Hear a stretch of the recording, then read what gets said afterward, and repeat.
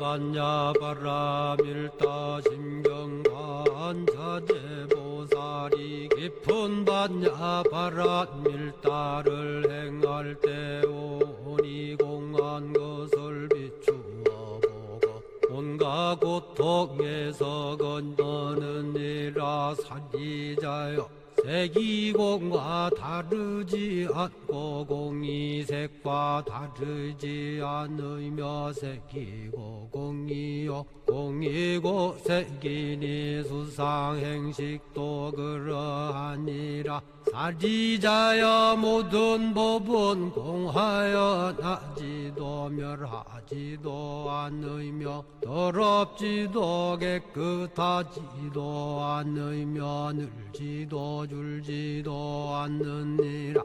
그러므로 곧 가운데는 색이 없고 수상행식도 없으며 안이비설신의도 없고 색성향미 촉법도 없으며 눈의 경계도 의식의 경계까지도 없고 무명도 무명이 다함까지도 없으며 늙고 죽음도 늙고 죽음이 다함까지도 없고 고진열도도 없으며 지혜도 얻음도 없느니라.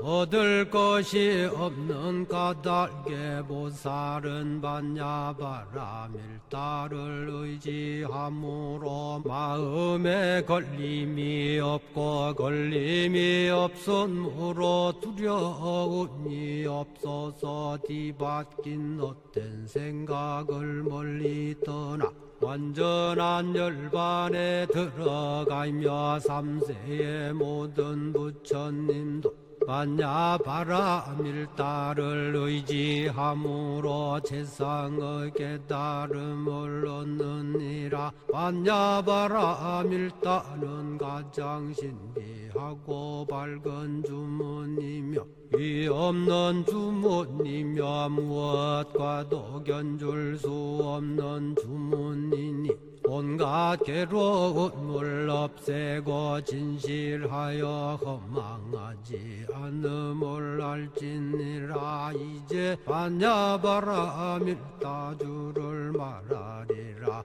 아제 아제 바라 아제 바라 승아제 모지사바 아제 아제 바라 아제 바라 승아제 모지사바 아제 아제 바라 아제 바라 승아제 모지사바.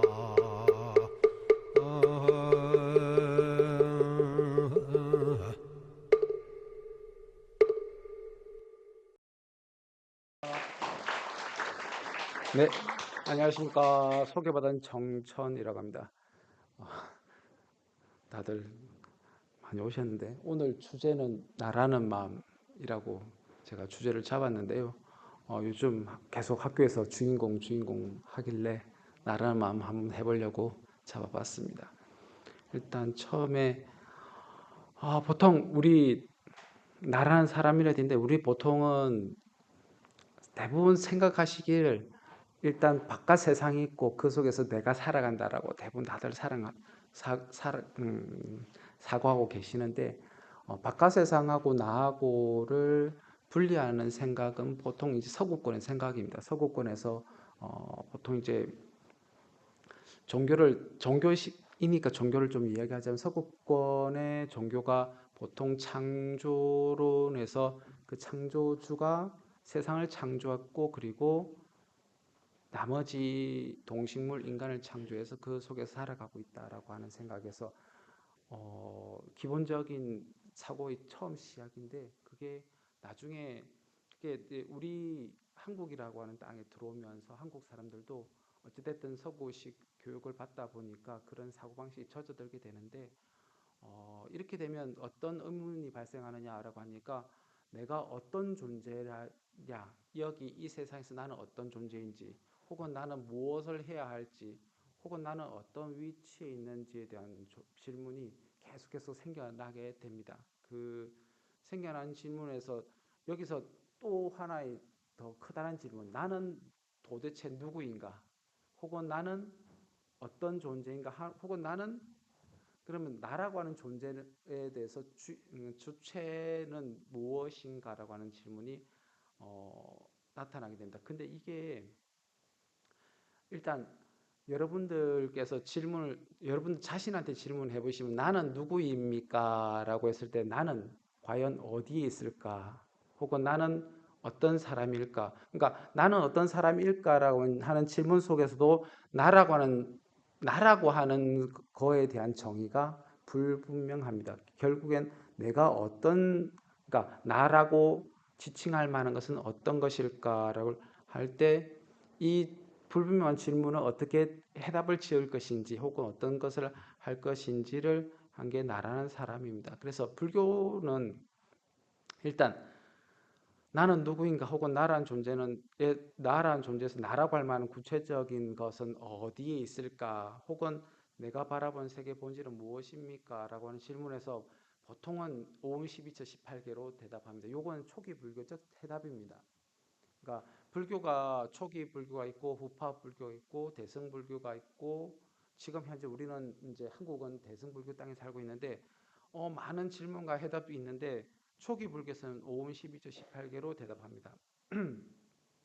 근데 오늘 제가 법문할 거는 초기 불교 입장에서도 심식설 즉 마음을 어떻게 바라볼 것인가에 대한 것을 위주로서 바라봐야 될 건데 제일 밑에 문장에 이외에도 무상이 있고 뭐 연기가 있고 진여 공등이 있다라고 돼 있는데 무상이라고 하는 것도 여러분들이 혹시 무상이라고 하는 한국어는 들어보셨을 텐데 제가 옆에 한자로 무상해서 보시면 상자가 한국어 보통 불교 초기 불교에서 말하는 무상해서 항상함이 없다가 아니라 여기는 여기 서로 상자라고 보통 보이는데 이거는 모양 상자입니다. 모양상, 모습상.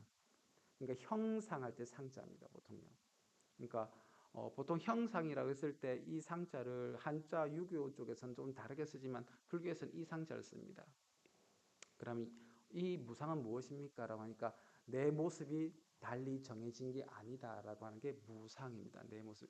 왜 그러냐? 그러니까 연기된 존재로서 나는 이 세상에 연기된 존재로 태어났습니다. 혹은 지금 나의 모습은 연기된 모습입니다. 즉, 내 모습을 무어라 하나로 단정 지을 수 없다라고 하는 말이 무상이거든요. 그런 면에서 연기, 무상, 그리고 진여라고 하는 것 자체도 진여라고 하는 말 자체가 진실된 여여한 그 본체를 얘기하는데 이 진여설 혹은 나라고 하는 존재를 무엇이라 규정 지을 수 없습니다. 이 이런 것들이 있는데 지금 요거까지 가면 너무 어려워지고 너무 길어져요. 그래서 그냥 초기 불교 위주의 심식설만 바라봅시다. 그래서 일체라고 하는 건 흔히 우리 말로 하면 모든 것인데요. 일체라고 하는 것은 이제 보통 일단 우리의 세계를 설명하는 용어입니다. 보통 일반적으로 일체는 모든 것. 어제 저희 이사장 스님께서 저기 계율 법문하실 때 일체 사바라고 얘기를 하셨거든요. 법문하실 때 그때 보시면 보통은 전부 혹은 완전이라고 하지만 불교에서는 낭비없는 모두다라고 해서 살바 혹은 사바라고 번역되는 말입니다.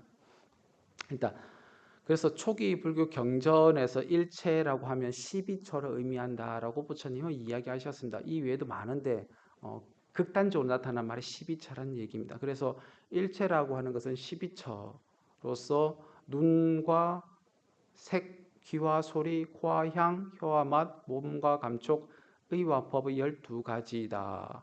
이 위에는 일체라고 하지 말아라고 하고 이 위에 일체가 있다고 얘기한다는 것은 내가 말한 법문이 아니라까지 얘기하시거든요. 그래서 여기서 보통 우리가 흔히 일체라고 하는 것은 나라고 하는 존재가 외계를 받아들이고 이것을 인식하는 그것에 관계된 모든 것을 의미한다라고 합니다. 그래서 나중에 도표를 보면서 좀 더 설명을 드릴게요. 그래서 보통 우리들은 세계라고 하는 거창한 거대한 세계가 있고 그 세계 속에서 나라는 존재가 살아간다고 인식하고 있는데 불교에서는 이 세계 혹은 일체라는 것은 나와 상관한 객관의 세계가 있을 뿐이지 다른 세계가 있는 것이 아닙니다. 그래서 불교에서 말하는 세계라고 하는 것은 알려진 세계 혹은 경험된 세계, 사람이 인식한 세계라고 되어 있는데 이건 뭐냐? 세계라고 것은 나와 상대하는 외계만 존재할 뿐입니다. 그래서 꼭 내가 보는 것과 내가 듣는 것과 내가 맛보는 것과 내가 냄새 맡는 것과 내가 감촉을 느끼는 것과 내 마음이 상대하는 모든 것이 일체이고 그 이외에는 다른 것은 존재하지 않는다라고 하는 것이 일체라고 하는 말입니다. 근데 여기서 조금 오해의 소지가 있을 수도 있습니다. 그래서 그러면 내가 죽으면 이 세상은 과연 멸할까? 라고 했다. 내가 죽어 불교에서는 그렇습니다. 내가 죽어도 이 세상은 멸하지 않습니다. 내가 죽으면 나의 세계가 없어지는 거지. 이 세상은 없어지지 않습니다. 근데 여기서 불교를 잘못 오해하면 내가 죽으면 이 세상은 모두 다 사라진다라고 하는 경우도 있습니다. 요건 불교의 말은 아니고요. 도교의 설입니다. 도교의 경우는 나라한 존재가 모든 것이고 그 모든 것이 죽게 된다면 모든 이 세상 자체도 없어진다고 바라보는 게 도교의 설이거든요. 그래서 우리가 불교의 설하고 도교의 설하고 지금 한국에서 조금 많이 혼용되게 쓰는데 일단 불교에서는 이 세계는 나와 관계된 세상에 한정을 짓습니다. 그래서 보시면 여기 육군 육경 인식이라고 제가 표를 만들어 놨는데 우리가 흔히 인식이라고 하는 것은 안이비설신 즉 눈, 귀, 코, 혀, 몸, 마음 이라고 하는 것들이 색성향 미촉법이라 해가지고 물질 그리고 소리 그리고 향 그리고 맛 감촉 그리고 법이라고 되어 있는데 이것을 인식한다고 되어 있는데 이 인식의 주체에 가보시면 뒤에 제가 이렇게 복잡하게 해놨지만 일단 눈은 보는 것만 작용합니다. 눈이 다른 작용을 하지 않습니다. 귀는 듣는 것만 작용합니다. 마찬가지로 코는 맞는 것만 작용을 하고 입, 설은 맛보는 것만 작용하고 신은 감촉만 작용을 합니다. 그런데 이게 마음이 문제가 됩니다. 마음이라고 하는 것이 어떤 작용을 할까라고 하니까 물질부터 시작해서 성향, 미촉법까지 모든 것에 다 작용합니다. 그래서 같은 것을 보더라도 마음이 다르기 때문에 달리 봐집니다. 그래서 같은 사람을 보더라도 여러분들이 좋아하시는 뭐 TV에 어떤 연예인들이 나왔을 때 그 연예인을 볼 때에 각각의 사람마다 감정이 다릅니다. 왜 그러냐면 마음이 다르기 때문에 각각의 사람마다 달라지고요. 또한 마음 개개인의 경험에 따라서 어떤 것이 달라질지는 전혀 모릅니다. 왜냐하면 흔히 제가 많은 예를 드는 것이 코로 혹은 입으로 먹고 코로 냄새 맡는 청국장 얘기를 많이 하는데요. 한국 사람의 입장에서는 청국장은 어떤 냄새입니까? 라고 했을 때에 별다른 그냥 청국장 냄새 이건이라고 합니다. 근데 요즘은 좀 많이 나아졌다고 하는데 불과 몇 년 전까지만 해도 미국 같은 데서 청국장을 끓이면 어떻게 될까요? 정말 끓이면 어떻게 될까요? 바로 신고가 들어갑니다. 저기서 이상한 거 만들고 있다고 혹은 이상한 냄새 난다고. 그 이상한 냄새가 자기들이 보기에는 정말 안 좋은 냄새가 나는 거거든요. 그런데 한국 사람들 입장에서는 그건 그냥 청국장을 끓이는 건데 왜 경험이 다르니까요. 그 마음이 만들어내는 거거든요. 이 마음이라는 놈이 청국장을 만들든지 혹은 그게 이상할 수도 있습니다.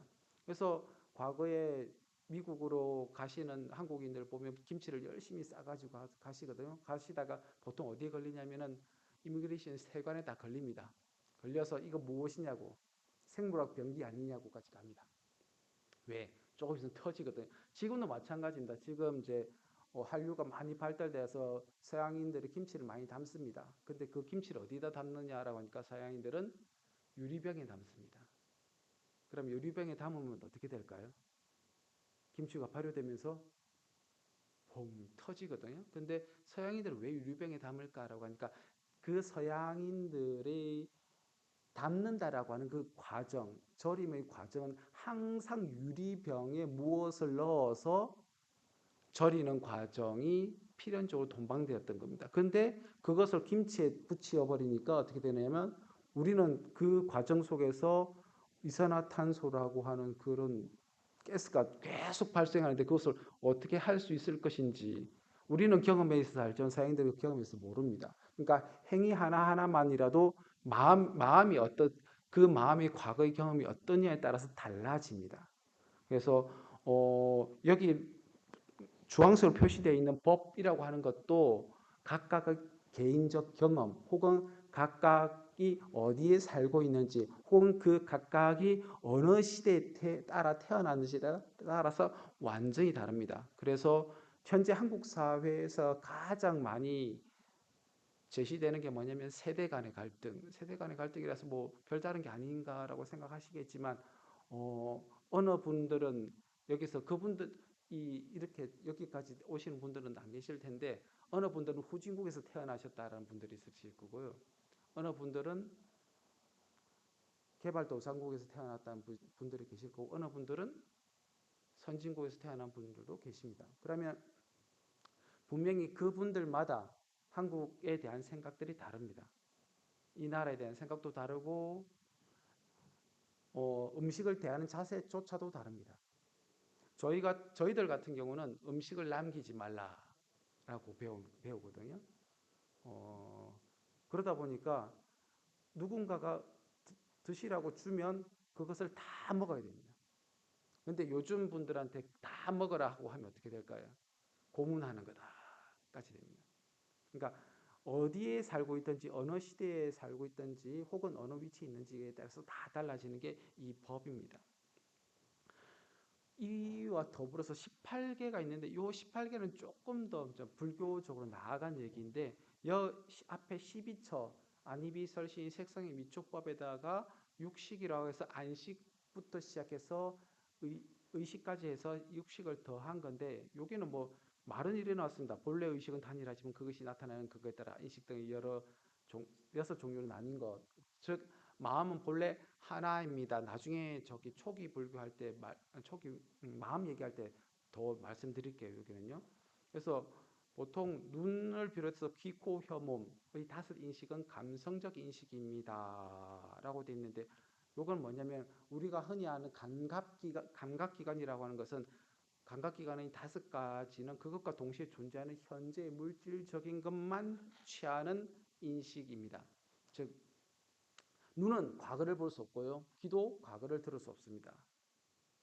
촉도 마찬가지다. 현재만을 취합니다. 근데 의식의 경우에는 사물의 개념을 사고하고 객관적으로 인식하는 과정에 있어서 의식은 언어적 개념이나 과거 혹은 미래의 대상, 현재, 과거, 미래 모든 대상을 취하고 시간적, 공간적 제약을 떠나 무의법까지도 인식의 대상을 취한다라고 되어 있는데 여기부터 봅시다. 그래서 여기를 보시면 오근과 의근을 나누어서 오근은 다섯 가지 근은 오로지 그것과 동시에 존재하는 현재의 물질만을 대상으로 취합니다. 그리고 마음은 언어적 개념의 과거, 미래 대상 그리고 시간적, 공간적 제약을 뛰어넘습니다. 그래서 그 뛰어넘은 무위법이라고 이게는 무위법은 나중에 뭐 아비달마 불교에 들어가면 뭐 세 종류 그리고 대성에 들어가면 다섯 종류 이래가지고 막 나타나는데 그냥 무위법이라고 하면은 보통 무위와 유위로 나뉘어서 유위는 보통 우리가 여러분들이 보는 물질 세계를 다룬 다 유위법이라고 하고요. 물질 세계를 제외해서 허공을 비롯해서 택멸, 비택멸이라는 뭐 불교적 용어가 있는데 그런 것들이 무위법에 속합니다. 즉 됨이 없는 상태를 무위법이란다. 그래서 의거는 됨이 있건 없건 상관없습니다. 내가 나의 상상력으로 모든 것을 만들어낼 수 있습니다. 그게 의근이고요. 육식이라고 하는 옥은 안식, 이식, 비식, 설식, 신식은 무엇을 인지하느냐 감성을 인식합니다. 그런데 의식은 내 마음은 사고를 바탕으로 하는 것으로서 인식하게 됩니다. 그래서 여기 보시면 18개, 12처 18개가 있는데 뭐 복잡하다고 생각이 그렇게 아니 그냥 안식은 안근을 의지해서 색경을 인식합니다. 말이 그렇습니다. 이식은 이근을 바탕으로서 성경을 인식합니다. 그래서 이 인식의 과정들이 쭉 보이시는데 일단 근데 의식은 의근을 바탕해서 법경을 인식하는데 안식과 이식, 비식, 의식까지도 전부 다 의근을 바탕으로 해서 일어납니다. 요게 밑에 표 때문에 그렇습니다. 이게 왜 식이라고 하는 것이 만들어졌습니까? 라고 하니까 요게 밑에 표가 욕계, 색계, 무색계로 나누어져 있는 불교의 세계관입니다. 불교의 세계관이기도 하고 불교의 철학적 세계관이기도 한데 혹은 수행적 세계관이기도 합니다. 우리가 삼매에 들어서 색계에 들어서서 혹은 무색계에 들어서서 과거에 아마 혹시 80년대 후반 90년대 초에 대학생을 하셨던 분들은 기억나실 수도 있는데 그때 한참 유행했던 게 공중부양이 유행했을 때가 있습니다. 어떻게 공중부양을 할까? 이상하게 그때 대학생들한테 그게 유행을 했었어요. 왜냐하면 군사 정권 시절에 다른 거 할 것이 없으니까 이런 것만 파고 있었어요. 그래서 공중부양을 어떻게 할까? 그럼 공중부양을 하려면 어떻게 해야 될까? 라고 하는 그 공중부양이라고 하는 것 자체가 뭐냐면 내 몸을 떠나서 정신 내 몸과 분리되어 있는 세계 무색계거든요. 그게요.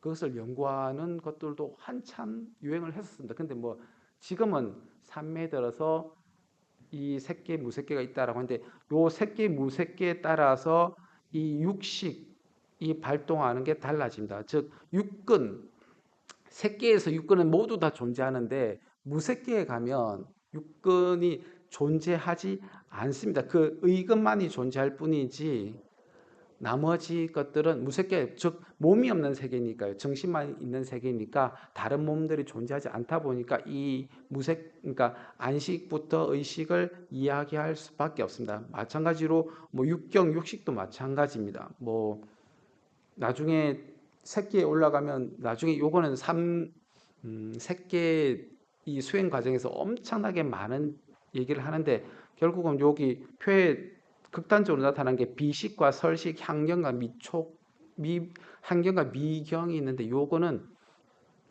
새끼에 올라가면 맛보는 것과 냄새 맡는 것은 사라집니다로 대변되면서 이렇게 표가 이렇게 되어 있습니다. 그래서 요게 어떤 것을 말씀드릴 거냐라고 하니까 그러니까 이 세계는 이 정도로 이루어져 있습니다.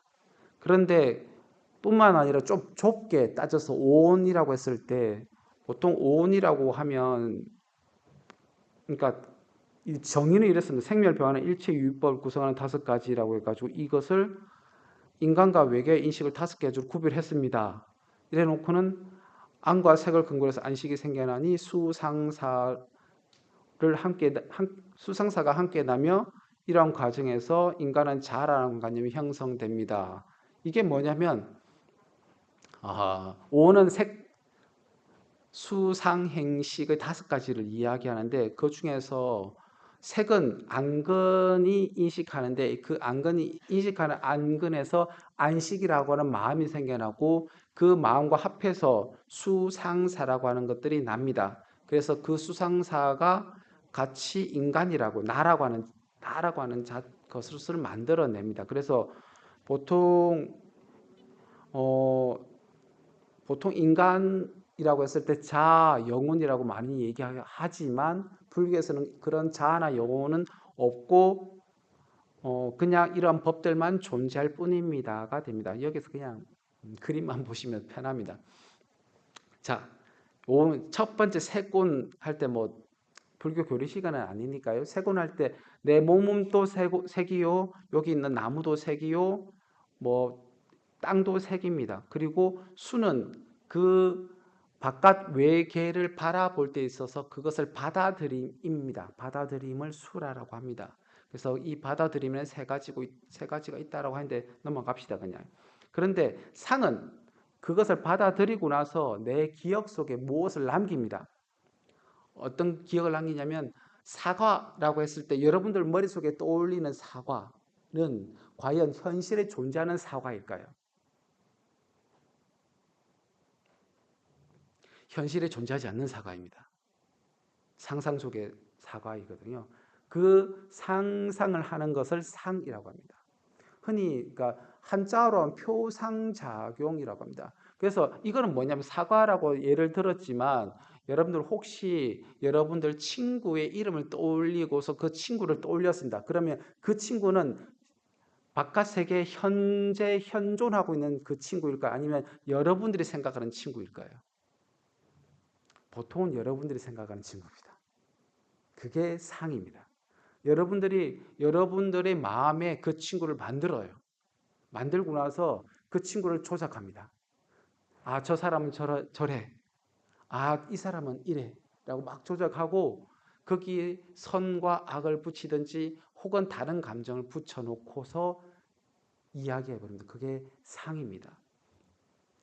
그 선과 악 그런 것이 다른 것이 붙는다는 것이 요게 행인데 행은 어떤 것을 말하느냐라고 하니까 저 사과는 맛있을 거야 혹은 저 사과를 내가 따야 할까 말할까 혹은 저 사람은 저럴 거야 저 사람은 착한 사람이니까 혹은 저 사람은 나쁜 사람이니까 혹은 저 사람은 나에게 도움이 될까 도움이 되지 않을까 열심히 헤아립니다.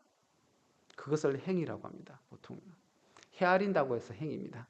열심히 내가 조작을 합니다. 내 마음속에서 그 내가 마음속에 떠올린 인물들 혹은 사물들을 조작해 가지고 다른 것을 만들어냅니다. 그리고 나서 식은 어떤 거냐면 내가 과거에 저 사과를 먹어봤어. 그러니까 저 사과의 맛은 저럴 거야. 혹은 지금 그러니까 저 사과는 지금 맛있을 거야, 맛이 없을 거야. 아까도 말씀드렸지 저 친구는 과거의 경험에 저 친구의 요게 어떤 거에 비롯되느냐면 과거의 초등학교 때 동창을 만나면 요게 딱 발현됩니다. 초등학교 때 동창을 만나서 그 초등학교 동창의 지금의 모습을 절대 보지 않습니다. 과거의 모습만 바라봅니다. 그래서 과거에 그 사람이 어땠는지를 바라보고 그 사람을 평가하기 시작합니다. 보통은요. 그래서 과거에 저 사람은 저랬으니까 지금도 저럴 것이야. 현재 여러분들의 모습을 절대 봐주지 않습니다. 이게 엄청난 오해를 발생시킵니다. 현재 나는 분명히 과거의 초등학교 때와는 달리 교육을 받고 사회에 나가서 혹은 내가 이 지위 직장을 가지고 있는 나인데 그 사람을 봐주지 아니하고서 과거의 초등학교의 동창으로밖에 안 받아줍니다. 그래 되니까 흔히 초등학교 동창 모임에 가면 가장 퇴행을 합니다. 사람들은요. 뒤로 가가지고 자신도 그 초등학교의 학생인 것 마냥 행위를 하고 행동을 합니다. 그리고 사고도 매한 가지입니다. 근데 불교에서는 그러지 말라라고 하거든요. 제발 지금 현재의 사람을 바라봐 줄 줄 알아야지 과거를 바라보면 과거로 인해서 그 사람이 과거에 어떤 잘못을 저질렀는데 지금 또 그럴 거야.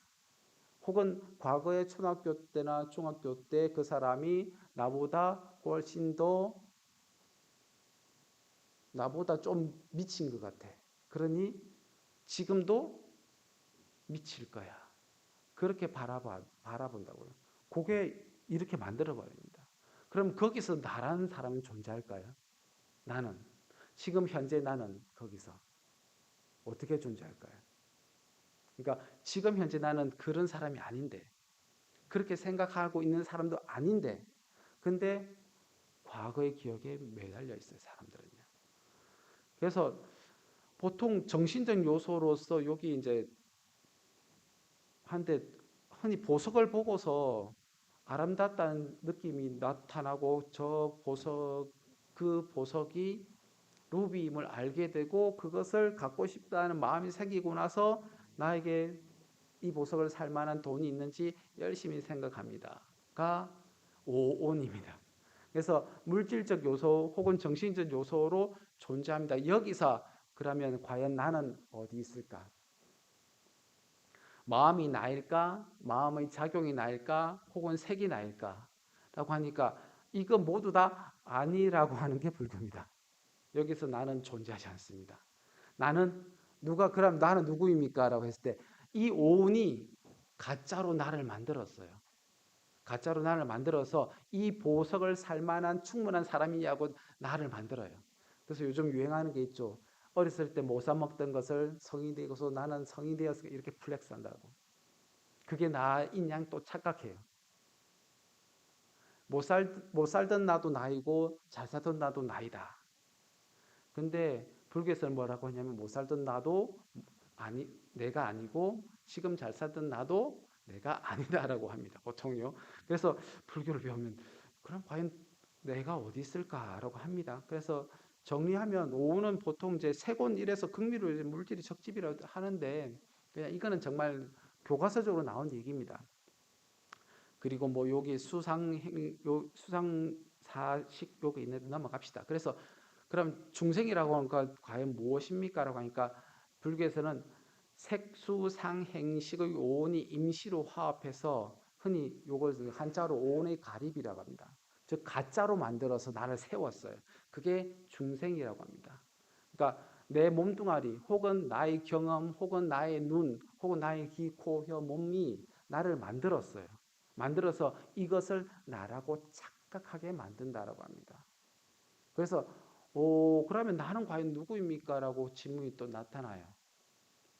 그건 다음에 조금 이따가 말씀을 드릴게요. 그리고 중생이라고 하는 존재조차도 오온의 일시적 결합에 불과한 것이지 실체적인 여기서 이제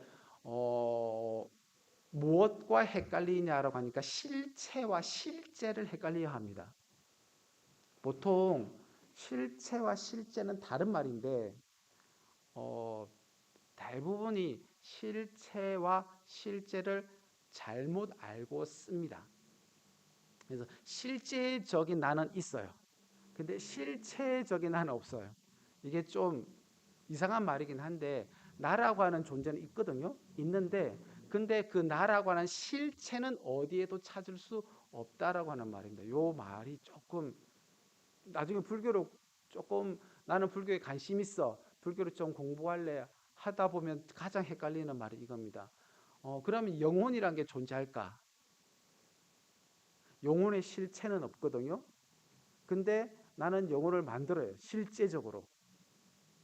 내가 있어. 그래서 그러면 그 나를 부정하진 또 않습니다. 왜?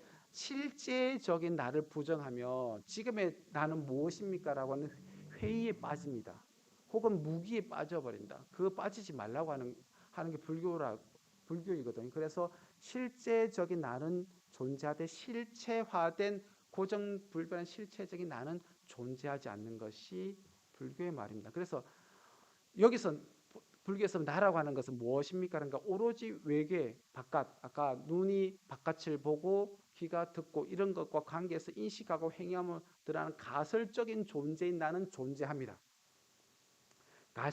말 그대로 내가 만들어진 나는 존재하는데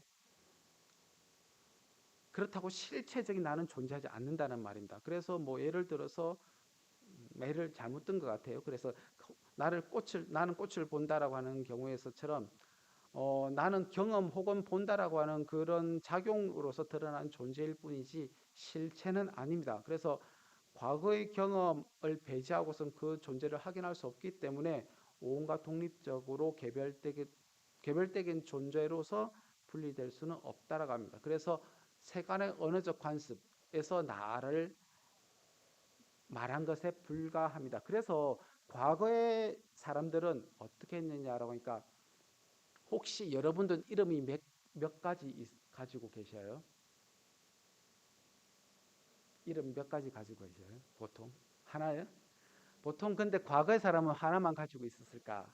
라고 하니까 조선시대만 하더라도 이름이 보통 작게는 세 개 내지는 많게는 네다섯 가지를 가지고 계셔요. 그럼 왜 그랬을까라고 하니까 어머니 아버지가 붙여준 이름은 자라고 합니다. 보통요.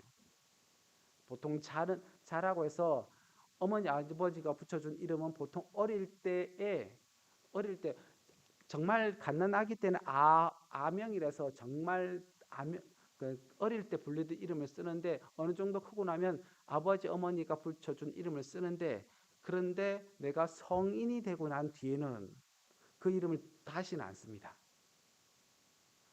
그 성인이 되고 난 뒤에는 뭐 어떤 이름을 쓰느냐 내가 불리고 싶은 이름을 씁니다. 그것을 호라고 합니다. 그래서 호는 일반적으로 내가 짓습니다. 남이 지어주는 거 아닙니다. 내가 이 이름으로 불리고 싶습니다 라고 해서 호를 지어서 흔히 우리 집회에서 어떤 인물이 떠오르시냐면 5천원권 집회의 인물은 누구인가요? 율곡이거든요. 그러면 율곡이라 불리고 싶은 것은 그 분의 호고 뒤에 이는 그분의 자거든요. 그러면 나는 율곡이라 불리고 싶습니다가 됩니다. 왜 그러냐면 지금 여러분들 이름은 무엇이라 불리고 싶습니까? 라고 했을 때 여러분들 여기 이제 많은 경우 이제 학생들도 있지만 여기 교직원 분들도 계시는데 교직원 분들은 뭐라 불릴까요? 누구 씨라 불릴까요? 아니면 직위로 불릴까요? 직위로 불리고 싶어 하는 사람도 있고 혹은 누구 씨라고 불려 싶어 하는 사람도 있습니다. 그건 사람마다 다릅니다. 그래서 나는 무엇이라 불러주오라고 됩니다. 이게 세간적 언어에서 만들어진 나입니다. 근데 그게 나중에 결혼하신 분도 계실 텐데 결혼하신 분의 입장에서는 나는 누구의 어머니 아버지를 불리고 싶어도 나타납니다.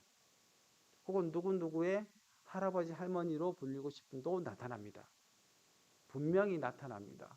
왜 그러냐면 그 누구의 어머니 아버지로 불리는 게 왜? 내가 가장 소중하게 여기는 사람이 누구의 나의 아들과 딸이었기 때문에 그 아들과 딸의 어머니 아버지로 불리고 싶어 합니다. 그래서 옛날 사람들은 보통은 또 그렇게 불러달라고도 많이 합니다. 자기 이름 가르쳐 주지 아니하고도. 그래서 흔히 여기다 또 마무리 짓자면 보통 나라고 하는 자라고 하는 관념 자체도 뭐냐면 말 그대로 관념의 대상일 뿐이지 아집의 대상. 그러니까 흔히 자신을 요거는 보통 요즘은 조금 한국은 덜하긴 한데 자기 자신을 3인칭으로 부르는 사람이 있습니다. 보통 여성분들 제가 좀 미안한데요. 여성분들이 많이 특히 이제 한국은 좀 덜합니다. 일본 여성들이 자기 자신을 3인칭으로 많이 부릅니다. 왜 그럴까라고 하니까 자기 자신의 자존감이 그렇게 뛰어나지 않기 때문에 그것을 지켜 세워주길 바랍니다. 그런데 한국은 자존감이 무진장이 강한 사람들이거든요. 그래서 나를 3인칭으로 부르는 거 무진장이 싫어합니다. 그리고 그 3인칭으로 부르는 사람들한테 막 뭐라고 합니다. 제발 그러지 말라고.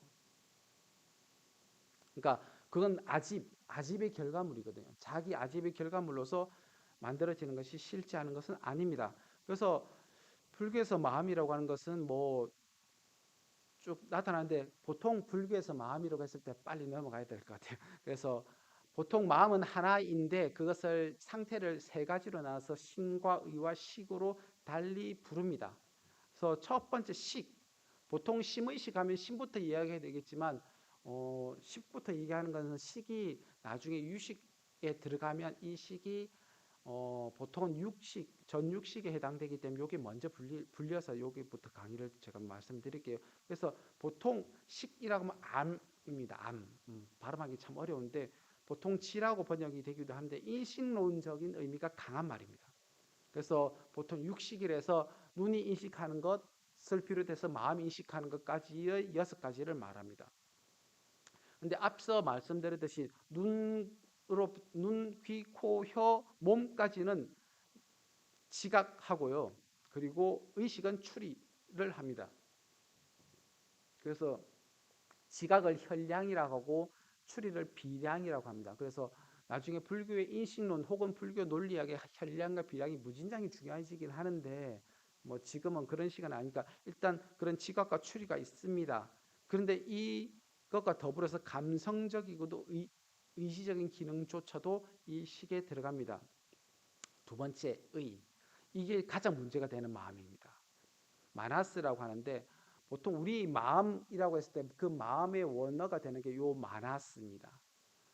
보통 일반적으로 한자어로 번역하면 말라라고 번역합니다. 그냥 옛날 분들이 마나스를 어떻게, 마나스가 보통은 마음인데 이 마음을 꼭 집어서 말라라고 번역했던 이유가 요게 나중에 뒤에 나올 앞에 요 앞의 식 비즈냐냐와 뒤에 나올 찌따인 요것과 구별되기 위해서 마나스라고 번역을 했었습니다. 그래서 항상 헤아려 사량하는 마음, 곧 생각하여 헤아리는 정신의 본체라고 되어 있는데 이 사량이 문제가 됩니다.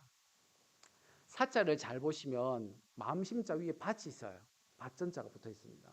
그러면 이 밭은 이름이 어떤 밭이냐라고 하니까 마음밭인데, 마음의 밭인데 이 밭의 이름이 업입니다.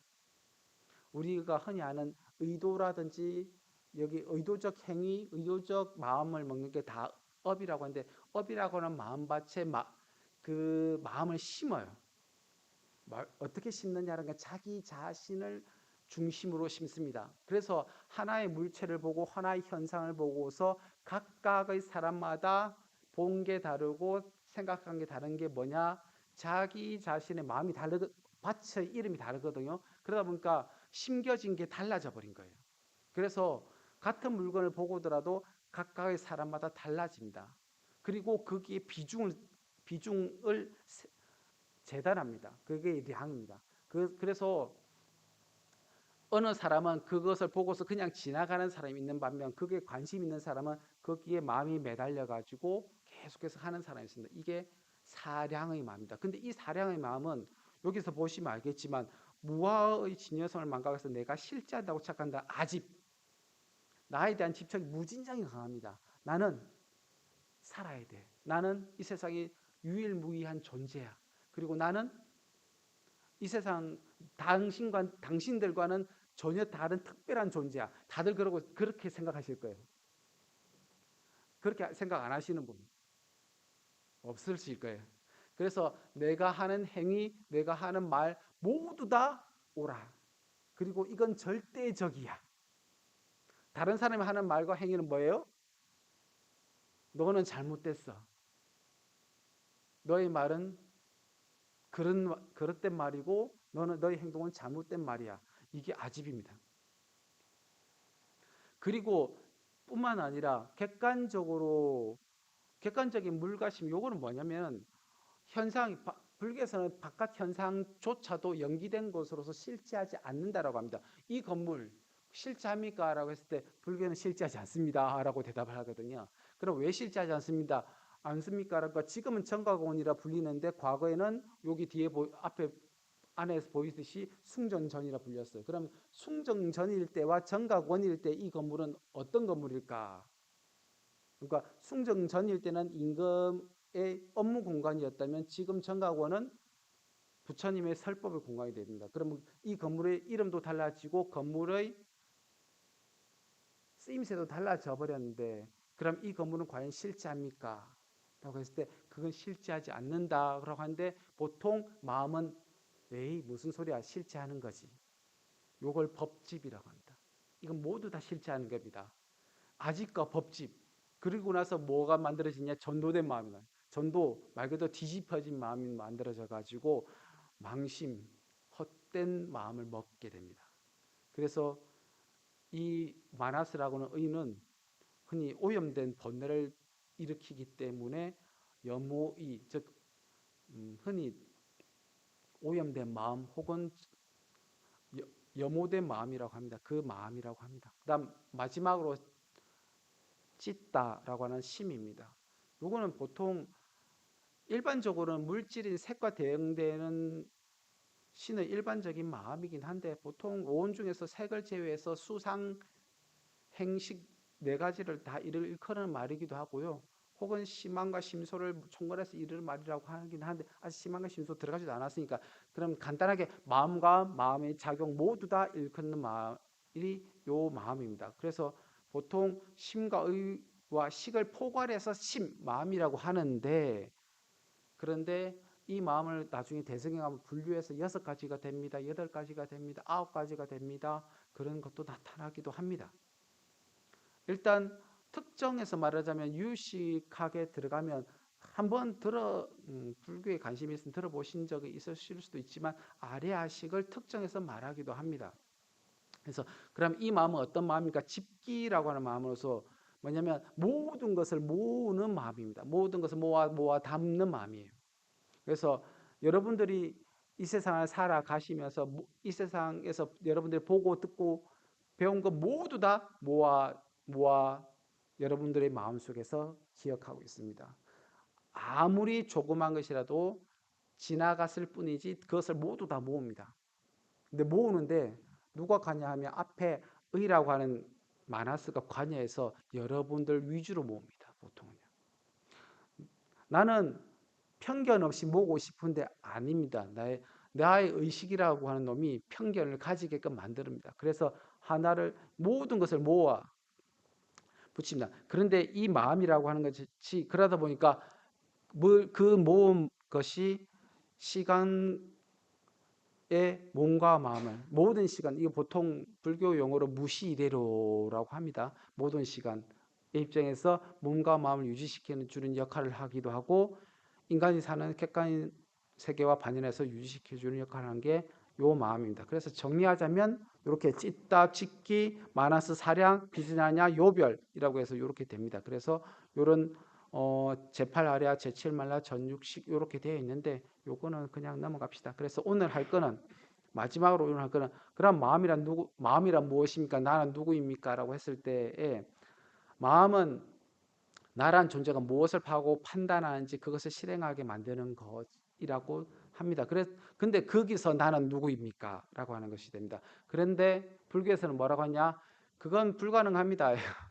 마음이 무엇입니까? 나는 누구입니까? 라고 했을 때, 그건 불가능합니다. 라고 대답을 합니다. 근데 그 불가능함 속에서 한 가지, 요거는 우리가 아마도 이번 학기 때 맨날 들었던 말이에요. 주인공. 그러니까 주인공이라고 하는 말 자체가 불교에서 파생된 말입니다.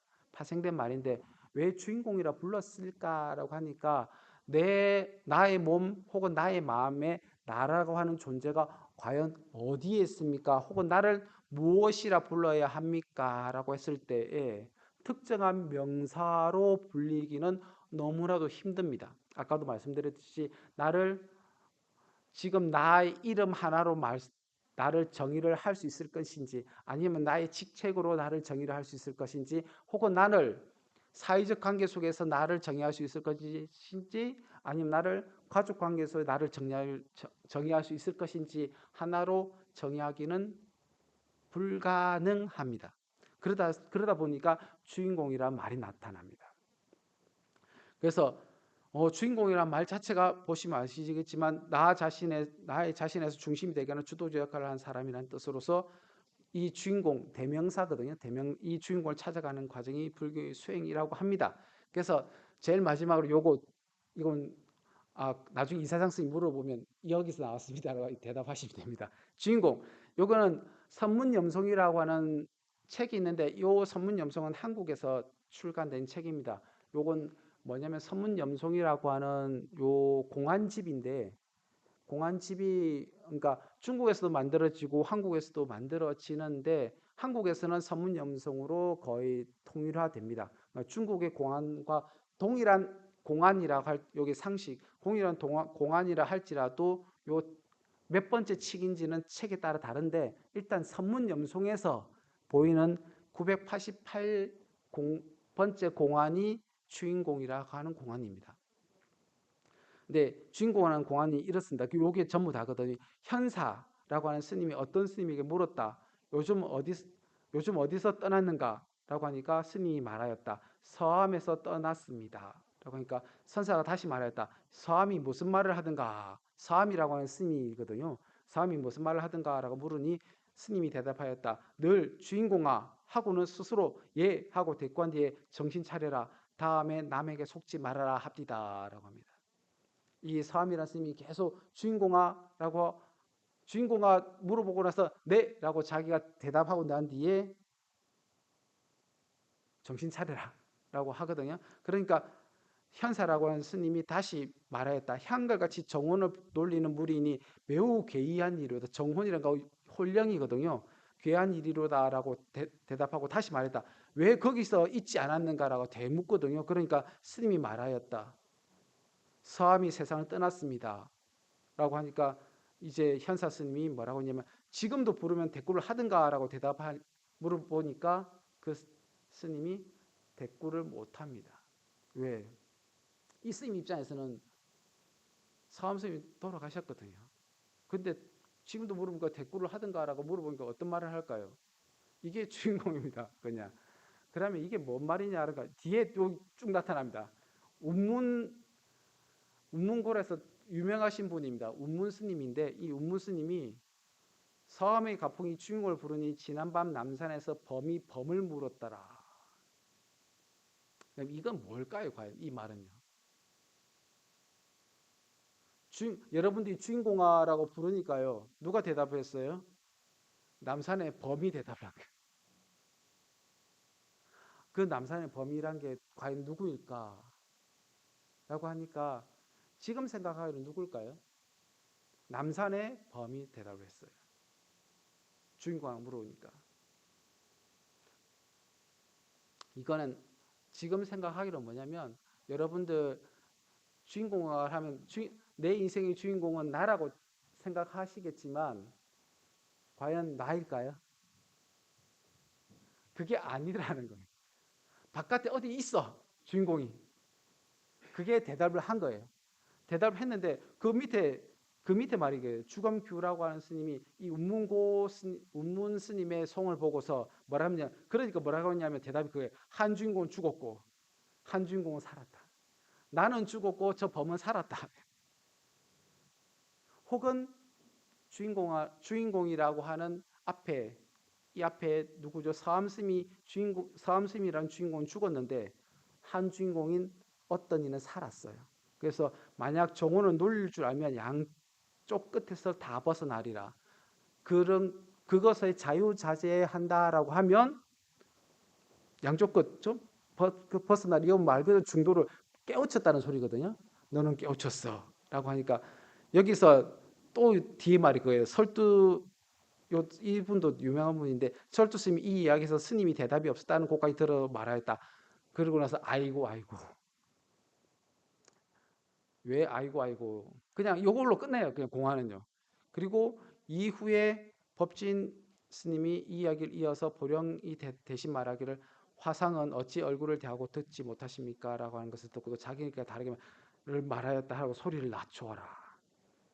그리고 나서 나중에 원어국근 선사가 여기를 보고서 이제 여기 얘기 나타납니다. 여기 더 길게 나가겠지만 원어국근 선사만 하고 끝냅시다요. 만길 참못 밑바닥에 달이 복판에 있고 청길 벼랑의 소리 하늘을 기대매 바람이 골짜기에서 나온다. 무슨 말일까요? 만길 참못 밑바닥에 달이 복판에 있어요. 달은 어디에 있는가요? 하늘에 있어요? 땅에는요? 땅에는 없는 것 같아요. 근데 조금 그러니까 불교를 이런 거 보시면 뭘 알아야 되냐면 혹시 월인천강지곡이라고 하는 말은 들어보셨나요? 국어 열심히 하셨으면 고등학교 때 국어 열심히 하셨으면 월인천강지곡이 생각나실 건데 월인천강지곡은 뭐냐면 그 달이 어디에 떠 있냐면 강에 1000개의 강에 떠 있거든요.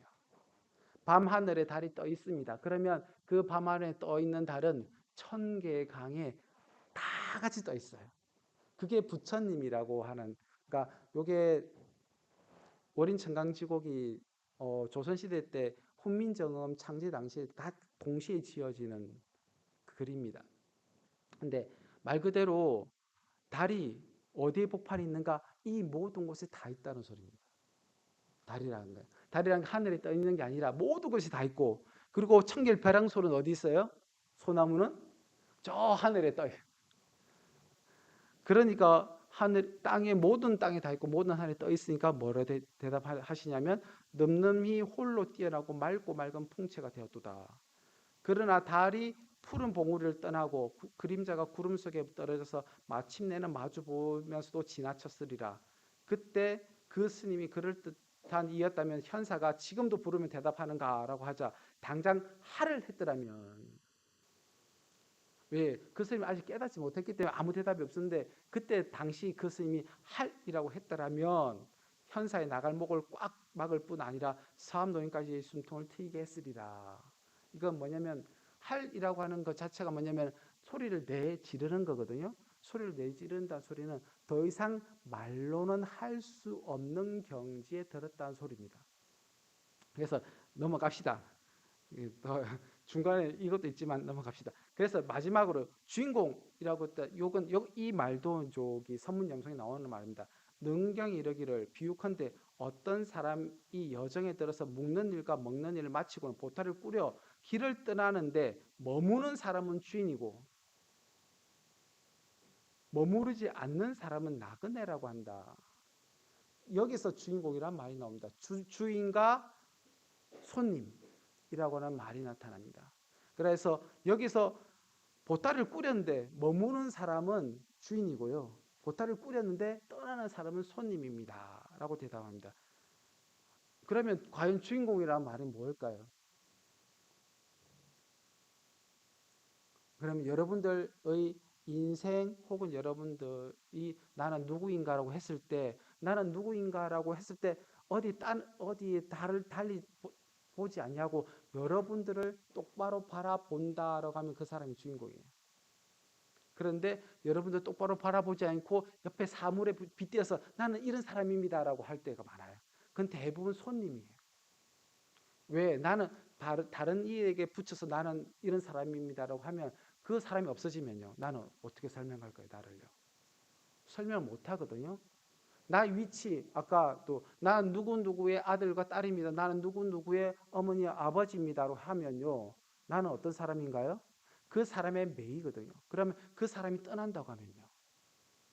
그 사람이 나를 뭐라고 대답할 것이 아무것도 없어져요. 그래서 과거의 사람들이 호를 지었던 이유가 뭐냐면 나는 무엇이라고 불리고 싶어요. 내가 주체적으로. 아까 율곡 이의도 마찬가지. 율곡이라고 불리고 싶은 거예요. 왜 율곡이라고 불리고 싶었을까? 율은 밤율자거든요. 율곡의 태생이 어찌됐든 강릉에서 났지만 율곡이라고 하는 인물 자체가 출가를 한번 합니다. 출가를 하고서 어릴 때 출가를 하고 성인이 되어서 다시 환속을 한 뒤에 관직에 나아가거든요. 근데 그래서 율곡의 경우에는 나중에 태계와 율곡의 논쟁이 조선시대 제일 큰 논쟁 중에 하나인데 태계는 이기 이원론을 하고 율곡은 이기 일원론을 주창을 하거든요. 그게 나중에 원래는 그게 불교의 화엄관대 이사의 문제에 들어가는데 뭐 다른 거 아니고 그 이상한 소리 하지 말고요. 뭐냐면 물질하고 현상이 과연 같은 겁니까? 다른 겁니까? 혹은 그런 건데 물질과 이치는 같은 겁니다의 입장을 취합니다. 그래서 율곡이라고 하는 말 자체도 뭐냐면 그 율곡 자기가 태어난 동네와 자신을 동일시화시킵니다. 나는 그러고 싶습니다요. 근데 율곡이는 율곡만 가졌을까? 라고 하니까 그러지는 않습니다.